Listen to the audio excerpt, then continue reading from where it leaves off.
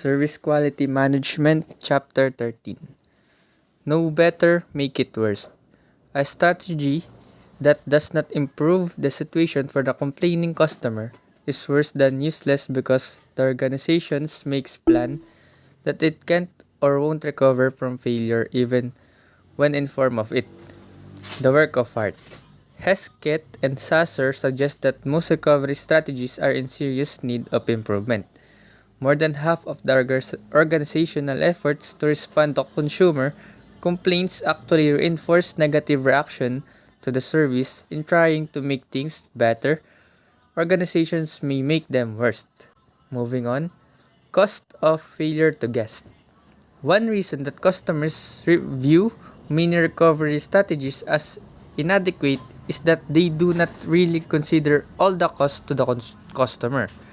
Bad meal, replace it. Theme park attraction broken, give a complimentary one-day return pass. Busy signal on the telephone line for airport information, interject a recorded apology. After such recovery efforts, the organization may think that the relationship is back where it started. But for the customer, many other tangible and intangible costs may be associated with failures. The effective organization will try to identify these costs and include some recognition of them in selecting the appropriate service recovery. In short, this cost of failure to guests tells us that what will happen if our service caused failure to our guests. For example, like that, bad meal. We know that we can replace it, but for what cost? Their experience may be bad and disgusted. Okay, next. Making it right is not enough. Customers clearly think that when a failure occurs, organizations need to do more than some. Make it right by replacing it or doing it over again. Of course, organizations should do that, but they should do more. So, it tells that when you have failed on the first service or first attempt, we should replace it for a better one. We should do it on a better way. Of course, organizations should do that, but they should do more. For example, if the failed meal causes the guest to be embarrassed in form of a client or boss, then the recovery strategy must not only include compensation for the meal but some consideration for the guest or other costs and emotional outlays as well. So, like that in the example, we should not only replace the food or the service, but we must gain the trust of the guest. We should put more consideration to the guest. If a dad tells his family about a terrific time, they all will have a famous resort, uses his only week of vacation to go there, and spends all the extra money he has so carefully saved. So basically, making it right is not enough means we should be more considerable. We should think out of the box that it is not only the service, the food, the goods, but it is much more on the emotions of the guest or the feedback from the guest. Okay? Next is being wrong with dignity. Even when the guest make mistakes, good hospitality organizations help to correct them with sensitivity. So, in here, even if the guest is wrong, we should be more politely to tell them that they have been wrong on what they're doing. We should be more considerable on that. It says here that the way guests leave feeling good about their overall experience fixing service failures, depressed you would feel if you come back to the parking lot after a long day in amusement park to find that you have lost your car keys and are locked out of your car. Then you see the park's auto patrol coming to your rescue. They even make you a new set of keys for free. Even though such problems are not its fault, the guest-oriented organization believes that the guest needs to be wrong. with dignity. It knows the guests who are angry at themselves may transfer some of that anger to the organization. So that's what we're talking about. So some other people can't control their temper, so sometimes their anger can be passed on the organization. So we should approach them properly. To overcome this very human tendency, guest-centric organization find ways to fix problem so that angry frustrated people live feeling good because a bad experience has not been allowed to overshadow or cancel out all the good. By providing this high level of guest service, the hospitality organization earns the gratitude and future patronage of guests and enhance its reputation when such service successes are circulated to both external and internal customer. So, with that being said, with that kind of attitude comes with the good price. You will earn gratitude and future patronage of the guests. So, like I'm telling you guys, being a approachable staff is very helpful to our hospitality management. Next is matching the recovery strategy to the failure. The best recovery efforts match the nature and severity of failure. For example, if a restaurant is out of a certain menu item, compensating the guest with a rain check might be appropriate. If the failure is server inattentiveness, an apology by the manager would be a more appropriate response. Sometimes, customer demand more than is reasonable, and a company must respond while finding a way to stay within the sensible limitation. For example, a customer claimed that a Starbucks store had sold him two defective coffee makers with a total of 5,500. Neglected to include a promised free half-pound of coffee and treated him rudely. The customer was not satisfied by company apologies, replacement and refund offers and gifts. His suggested recovery strategy was that Starbucks take out a full-page ad of apology in the Wall Street Journal, give him a 2,500 coffee maker and fund a shelter for runaway children. Needless to say, the customer demands were not met. So sometimes on our failure, some of our guests or some of our customers will not be satisfied on our recovery strategy on that failure, because if you approach them in a rude way, of course they will be mad. They will be not be satisfied a just apology because you give them bad service, also you give them bad impression. Okay, so next, learning from failures. From a guestology view, a failure is an opportunity to improve. If the data collected show the older guests are having problem with reading the signs, then organizational response would be to increase lettering size. If the data show the source of customer dissatisfaction is other customers cutting in line, being too loud or otherwise intruding on guests' experiences, the policies and processes can be created to add rope lines, separate guests by wider space, or institute cautioning measures. If the data shows that the loyalty program is making promises on which the organization does not deliver, then the program must revise to ensure the loyalty award are easy to obtain with accessible procedures as valuable as promised and actually available when desired. So basically, it just tells and it says here that learning from our failures make our service better and more reliable. Why? Because when we fail, we realize are what are the measurements and what are the things why we failed. For example, In it says here that having having a problems with reading signs, then the organizational response would be to increase lettering size. So just like that, they change their lettering size.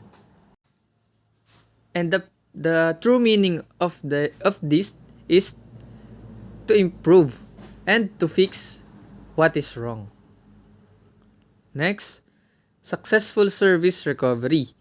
Although beginning a discussion with a definition is customary, we will end with one by alike Bowen and Johnson. Service recovery is the integrative actions a company takes to reestablish customer satisfaction and loyalty after a service failure.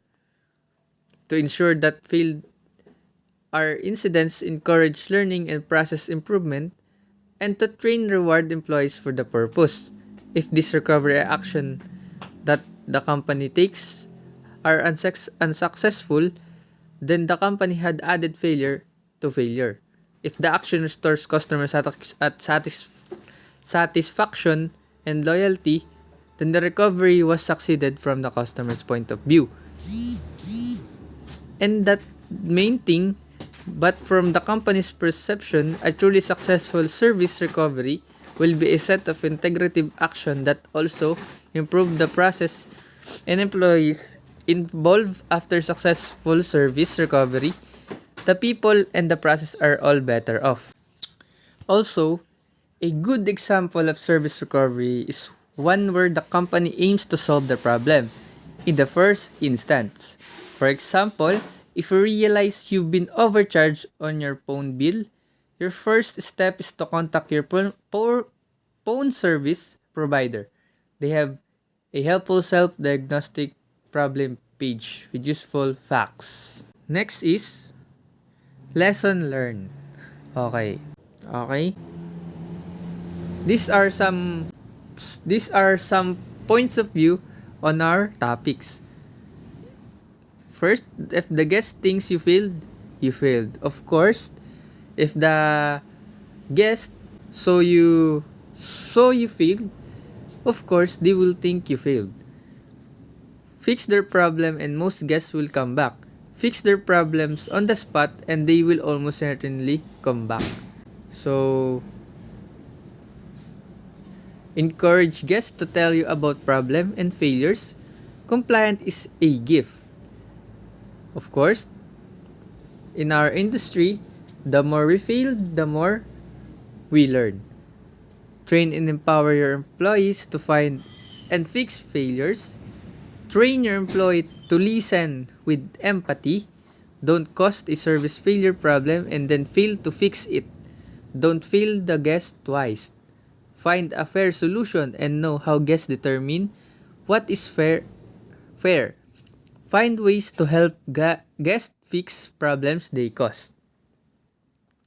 Unhappy guests will tell twice as many people about bad experience as happy guests will tell about good experience.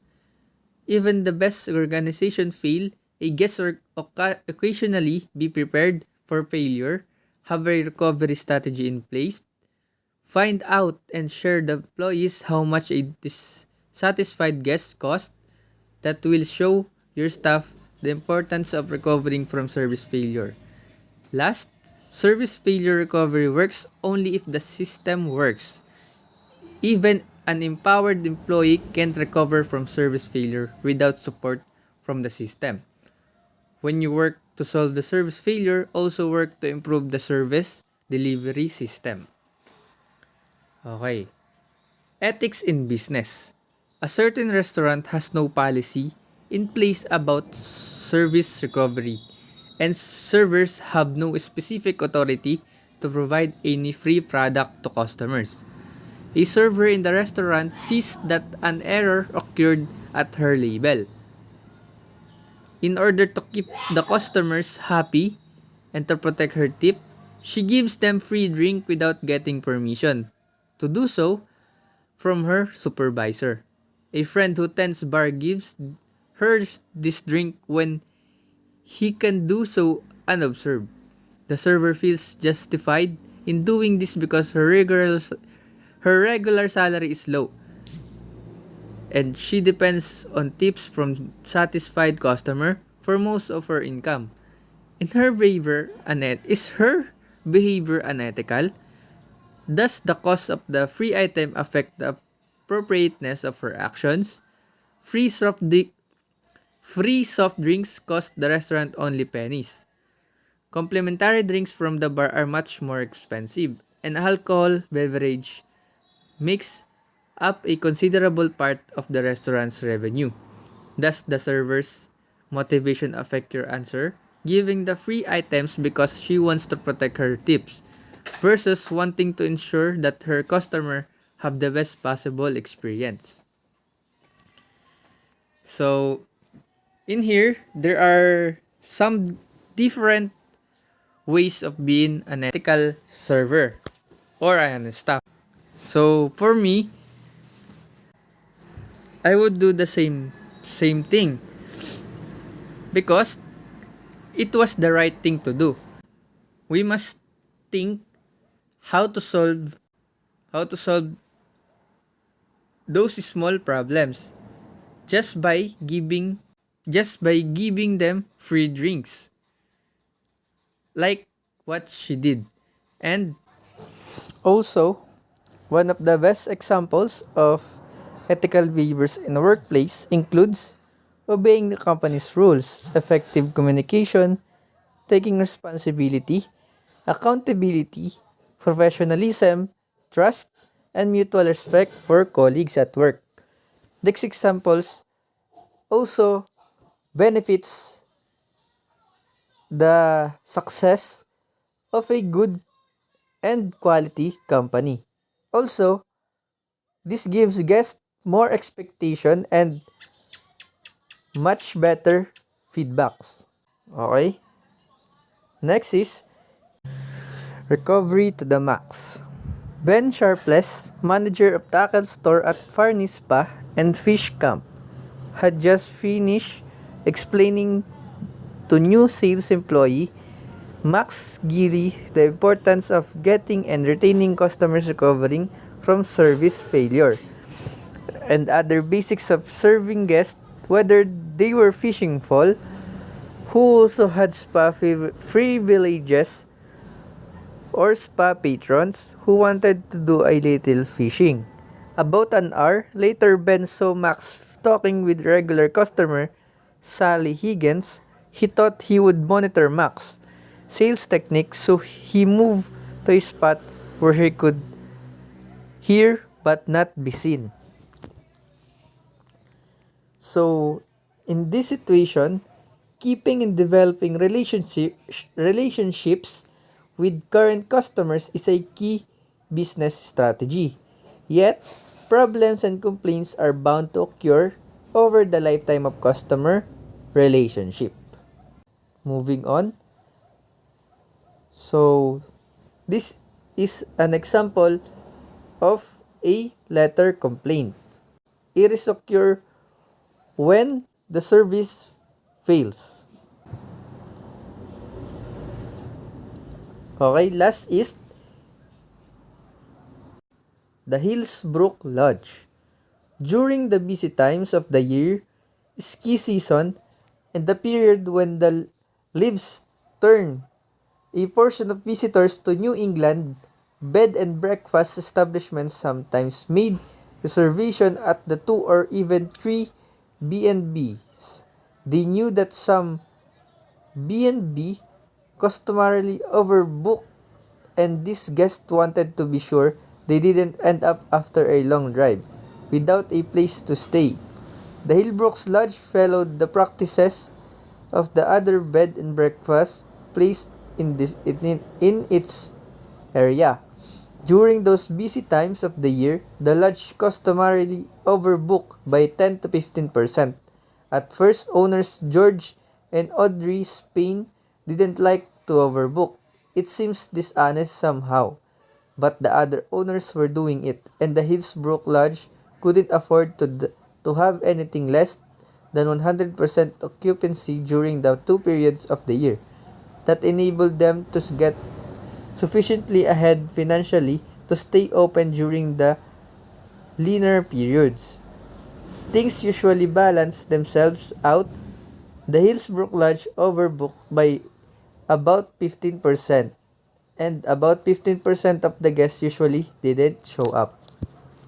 So in this situation, overbooking is common in some parts of the hospitality and travel industry. Can we justify overbooking on ethical grounds? Did the Hillsbrook Lodge have any alternatives to overbooking? Once George and Audrey find out about Hillsbrook page on the web, can they think any service recovery steps they might take? So in this situation, this is a best example for a failure service. Of course, the main source is of the problem is the reservation the reservation manager should be involved in every decision affecting the hotel's occupancy and revenue opportunities. In some cases, it is the reservation manager who monitors group and non-group business, informs the sale department of the hotel. So of course, it is the reservations manager, the one who monitors the group. So it is his job to make sure that in that hotel, the booking would not be overbooked. And that's all. Thank you.